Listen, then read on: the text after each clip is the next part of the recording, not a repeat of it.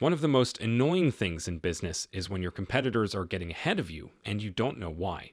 Even though your goods are great, your customer service is great, and your marketing is sharp and full of useful information, your market share is still going down. You can't just watch your rivals and wonder what they're doing right to solve this puzzle. You need to be methodical and make a study of the competitive landscape. A competitive landscape analysis is a proactive way to find out how you stack up against other companies in your business. By using the strengths of your business, you can close the gap between you and your rivals and avoid taking a purely reactive approach. To do it right, you need to plan and put in some work, but the results can be big. What is a study of the competitive landscape? A competitive landscape study is a way to find and learn about your competitors in a planned way. You do a thorough study into how they make products, market them, sell them, and handle other important tasks. Instead of guessing why you aren't doing well, you can make counter strategies based on accurate and reliable facts from the analysis. A study of the competitive landscape should look at 5 main things: who your business's rivals are, what your rivals sell, and how they do it, the pros and cons of your rivals, how your competitors are achieving their goals, and how you can do the same. The overall picture for the market. Every business, from small startups to the biggest companies in an industry, can gain from a competitive landscape analysis. Finding out what your competitors are doing to increase their profits is a great way to increase your own. What a competitive landscape study can do for you. A study of the competitive landscape tells you where your business could go in the future.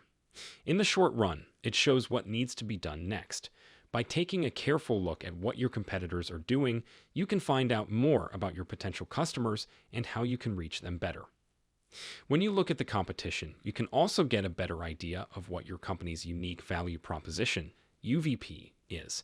When you know your unique value proposition, UVP, you can focus on the things that make your business stand out. These are the things you do better than your competitors or differently. Businesses that do well know how important it is to do a competitive landscape study. Competitive research is done by about 90% of the Fortune 500 companies. 69% of businesses that have outsourced their competitive intelligence work have said that it was a good decision overall. Any business can start getting the benefits of this useful practice as soon as they have a good plan and the right tools. Here's what to do first.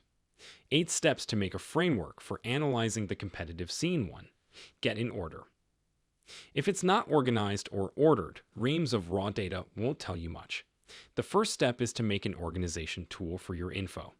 Make a matrix or worksheet that you can change, sort, and share. Having a way to see how your data looks can also be very helpful.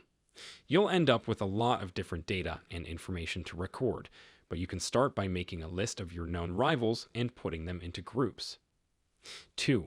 Identify your competition. Who are you up against? And how should you put them in groups? You probably know the answer to the first question right off the top of your head, but you shouldn't just study the most obvious competitors. Start with a list of 10 competitors and sort them into 3 groups: main, secondary, and tertiary. The main category is for your straight competitors, which are companies that make or sell almost the same thing as you. They are close, but not exactly the same as the main competitors. Your secondary rivals are businesses that sell a version of your product with different features or that market to a different group of people. In the tertiary category are companies that sell something that is truly different from what you sell and could be bought instead of what you sell. To take your competitive analysis approach to the next level, you can also add an industry benchmark to see how you and your rivals compare to the averages for your industry. 3. Look at what they say.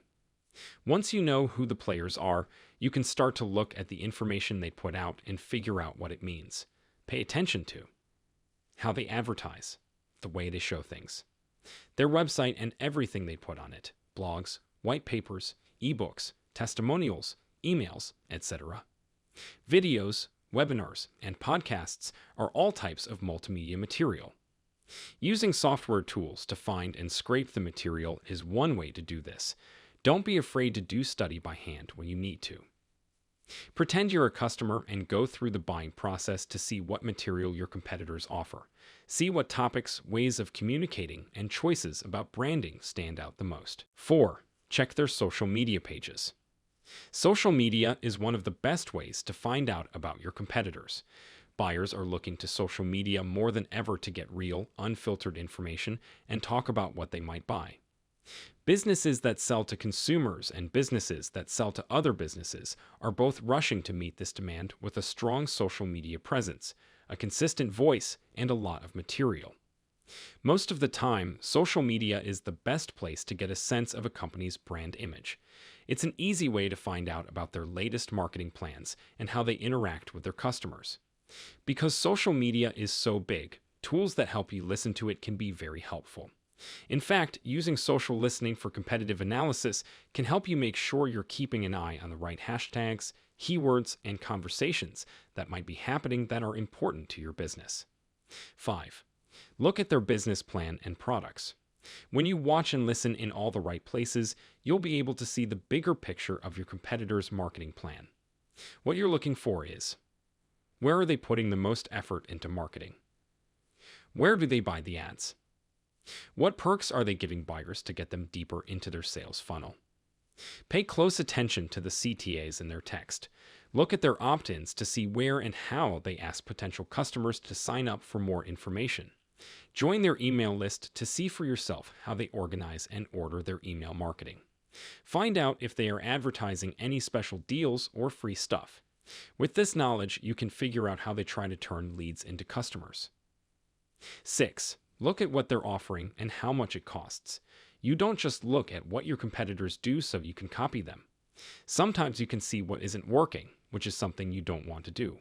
It's also important to think about how a good plan for a competitor might not work for your business. This is especially true when you are looking at secondary or tertiary rivals. But when setting your costs, it's important to know what your competitors charge for similar goods or services.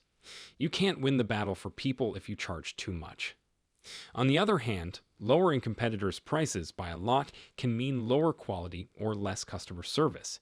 You can also find out a lot about what customers want by looking at normal sales for the kind of goods you sell. This information can help you decide if it makes sense to offer customers free trials, deals, or subscriptions as ways to get them to buy from you. 7. Figure out where they are. Companies that have a good marketing and communication plan know how important it is to stand out in the market. They do this by coming up with ways to be different from their competitors. When you look at what your rivals are saying, look for the themes and ideas that set them apart. Imagine that there are 3 pizza places on the same block. One has the biggest pieces, another has the quickest service, and the third says it has the healthiest ingredients. All of them are in competition, but they all stand in very different ways. To come up with your own unique selling point, you need to know how your competitors are positioned. 8. Use SWOT, the Pest, and other models to analyze the competition. For a competitive landscape research process, you don't have to make up your own structure. You can use models that have been used before, like SWOT and Pest. SWOT is an acronym for strengths, weaknesses, opportunities, and threats. Your business's strengths and flaws show what it's like on the inside. Threats and opportunities are outside factors.